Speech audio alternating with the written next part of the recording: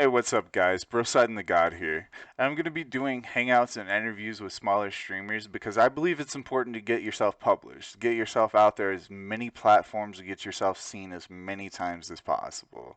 So, I want to hear your story and I want to get you out into the world. So, if you're interested in doing an interview with me, let me know. All right, Dylan. How old are you? And when is the first time that you can recall like playing a video game? Right now I'm 17. The first moment I could ever remember, like playing a game, probably about 4 or 5. Okay. And what video game would that be? I think that'd have to go back all the way to Super Mario Brothers Smash. Okay. On the N64 then, huh? Yeah, I think so. Yeah, sweet, sweet. So you mentioned earlier your father kind of got you into video games and stuff, right? Yes. What role did your parents play like with you playing video games? So my mother, at first, she wasn't really all into it, and then she kind of supported me over the years and just kept getting into it more. My father's always been a big supporter. Stepmother, on the other hand, was never for it. Like Oh. she always hated it. And at one point, I was even banned from like playing games over there at one point. So yeah, Ooh, that's tough. Would you consider yourself a competitive player or a casual player? I like to consider myself kind of both. More on the competitive side though, because I've had a little bit of tournament experience, not on land but online. What is uh what is the biggest thing that's kept you from going like big league, like competitive player? Big league, um, I would say probably the difference in consoles. Okay. Playing on PlayStation, not PC. Right. So is it like a money issue for people, do you think, that like keeps them out of like Major League Gaming and stuff? Like what's stopping people from doing that right I now? think age and money for people getting big PCs Mhm. that could like handle the hardware in the games. Right, because like when you think about it, it's like, oh man, I gotta pour like all this money into buying a PC or like buying the best gear, or some people think they gotta buy the G Fuel to Yeah, compete.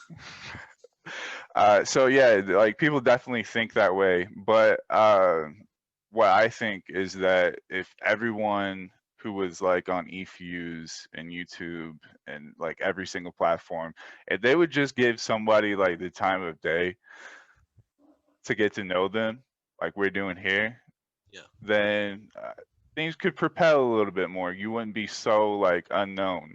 People would know who you are. They would know like your play style, your play skill, and I think that people would be more noticed. yeah. So you said that you play Rainbow Six, right? I do. What division are you in Rainbow Six? What rank am I? Yeah. So, been champion. I've been diamond. I've had those going. I've been playing the game for about 5 years now. Hmm. So since beta and alpha, really good game. So it's really tough up in there, but for newer players, it's especially tough because once they come in, there's a whole bunch of angles, a whole bunch of strategies, not operators, play styles that you gotta learn, and it's just really, really tough for them. So new players definitely, I know on Rainbow Six have no clue what they're doing Oh because yeah, I mean there's a lot of stuff in Rainbow Six. It's not your Call of Duty jump and shoot, no, It's you got to hold your angles, you got to smash your windows, you got to use your equipment. It's really difficult. So for you to be like, I'm sorry, I don't know the terminology for Rainbow Six, but like champion or like grand champion, that's a pretty big thing, right? yes. Okay. Have you played on any teams? I have played under an organization called Rampage Esports, and Okay. yeah, I played tournaments with them for a little. And Okay. moment, I have my own organization starting to grow up a little. Right. So what was it like playing in that organization? So playing in that organization, really good starting off team organization. It was probably like Mhm. the first organization that really give yous. gives you like a shot. They had a really good community. A whole bunch of people were just there and they reached out to you. You were always playing. We had a little bit of run throughs and everything. So it was just the general basic organization. Mhm. How did you find something like that though? Uh, One day it was on Instagram, and it was a really famous player. He was like, uh, "Post here if you want to get noticed. Maybe a team will find you or something." So I go out, I type in chat. I'm looking for a team. I put my own stats, and then in 2 days or so, they reach out to me. So it's through the power of like social media really Yeah, that social media. you got this opportunity then. So that's like even combating like the earlier statement that people like require or need money to compete at these levels. You kind of see through that facade because as long Yeah, as you engage with people, like, and as long people as you're know who you are and have an opportunity to know who you are, then you put yourself out there. So social media is very, uh, very very helpful. Yeah, it'll enhance your activities and stuff, and especially getting to meet people.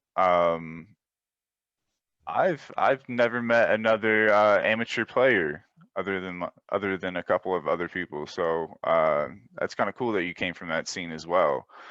Um, Now, with your own gaming scene, well, what do you want to do with that? I wanted to get into like a little bit different gaming categories such as Rocket League, Call of Duty, Rainbow Six, Mm, to stay kind of true to where I came from. The right. most games I played back in the day, where when I was growing up, was the Black Ops franchise, which Mhm. obviously a bunch of players played. That's what really kind of developed me. Okay. So you're looking to branch out, put yourself in more categories and stuff, then, right? So would you be looking? Do you have a team currently, or are you still I building? currently Or don't. I'm building it all up, and then as soon as everything's ready to go, it's going to go full on out. okay, what is the progress bar like? Where are you currently? Progress in developing, I would say about 94%, 87. 94%. Okay, so you're almost ready to launch, right? How does it feel to be sort of that successful? Feels really good, but at the same time, there's a bit of stress that comes with it, but Mhm. you just kind of gotta grow with it, see how it goes.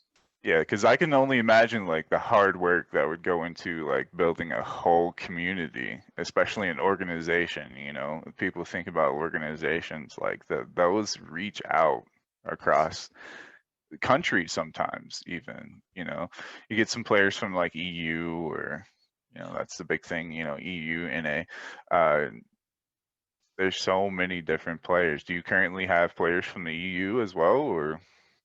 At the moment, I just have a like local North American. Okay. All right, sweet, sweet. And so you said some of the games that you'll be competing in will be like Call of Duty, Rocket League, probably Rainbow Six as well. Um, are the teams separated or are they meshing in? Like, are the Call of Duty players playing Rocket League or? I would be like keeping them separate so that Mhm. like they know what they want to do. Then Right. you'll be there to do that specific thing. But if you want to, you can try. So yeah. Okay.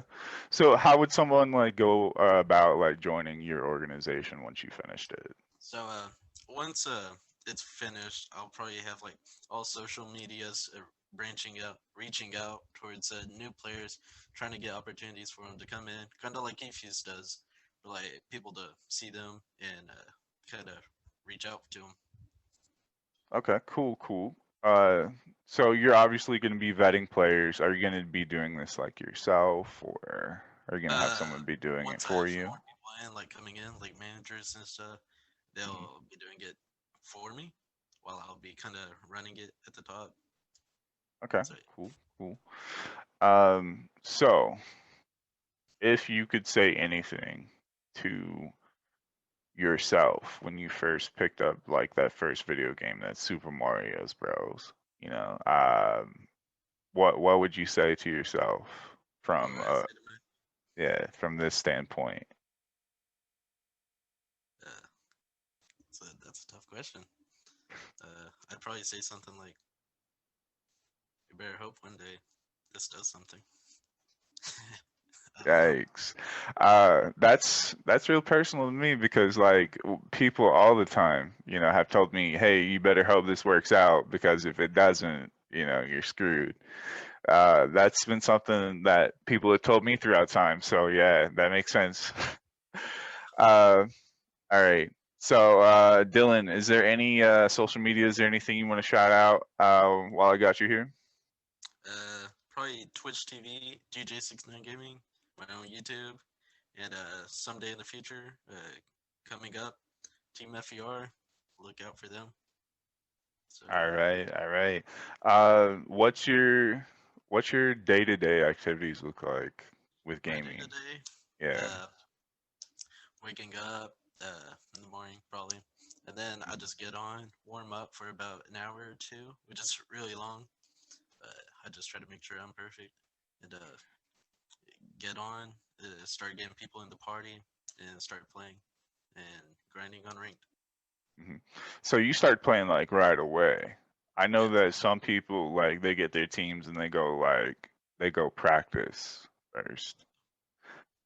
So you're like you hop right into the action, right? Yeah, I'll practice like we all practice separately, and then we go in straight together Okay. instead All of right. With your organization and stuff, are you gonna require like practices and stuff too? I would like to, so that they know that they're on the same page. hmm Yes. I think that's a thing though. I know with a lot of the people that I watch Gumpy from Call of Duty. I've watched him for many years, and one of the things he always does is practice, practice, practice, and that man has championship on top of championship. And that's like the one thing that I've always remembered is that practice. Oof. A lazy person gets the L's, dog. Like Amen. if you're not practicing, you're not making any wins. Yeah. On the Um, yeah. yeah. So continuing on, G Fuel, all these products that they got out now, like what would you say about like all these products like Control Freak, Scuff? I You mean, know. Scuff and Control Freaks, I can say like do some things for console players, Mhm. and they actually work. Those two, at least for sure, because Control Freaks, I had them at first. My aim was kind of amateurish, and then like my aim just kind of skyrocketed with Control Freaks. And I'm not even sponsored by them, so Wow. Yeah. yeah, Okay. All right. So these things do work. yes, They are geared toward gamers. You said definitely Control Freaks. Control I've Freaks, never been a Control Freaks, but I've done the Scuff. yes.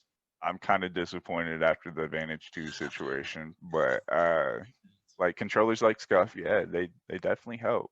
I wouldn't say G Fuel sense. as much, but I mean, uh, yeah, if you need it's to just stay awake, you just, yeah, I don't know. Perhaps you're one of those players that, you stayed up, you did like a 12-hour stream, and you got to wake up, go to practice. You got to get a little caffeine in you. That's where the G Fuel comes in, I guess. I mean, it's worked for me. Longest I stayed up was 3 days with one. But, Right. yeah, All right. Well, Dylan, I appreciate you answering my questions. I should have the video up soon. Um, I'll right. go into editing and stuff. But yeah, I appreciate it. If you got any more streamer friends, or like if you have anyone else who is gonna want to do some interviews, let me know, man. I'll let you know, dude. I appreciate it. Thank you. Thank you.